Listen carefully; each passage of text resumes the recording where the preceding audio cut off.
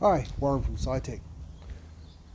During the school holidays, a lot of the time, what I try and do if there's jobs in my areas is go out with the guys that are doing the installations. What that does is, firstly, it allows me to get a better perspective of what's actually required, for a day's work, what the guys have to go through. So when I come to writing the quote, I get a more accurate quote on doing the write up for it. And it's a better perspective for me with the principal and the installers to make sure everything is done according to plan. This particular school here, you can see just up in the top corner of this roof line up here, there's two speakers just up here. They're actually on the other end of the building as well. So we've put these in those locations to minimise the theft, which is becoming more and more prevalent at the moment.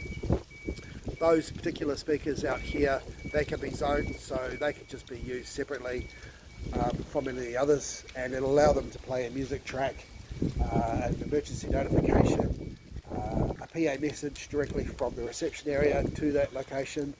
It's just a lot more functional than it ever used to be with these digital systems. So a few more to go in over the next couple of weeks. So thanks for listening. Cheers.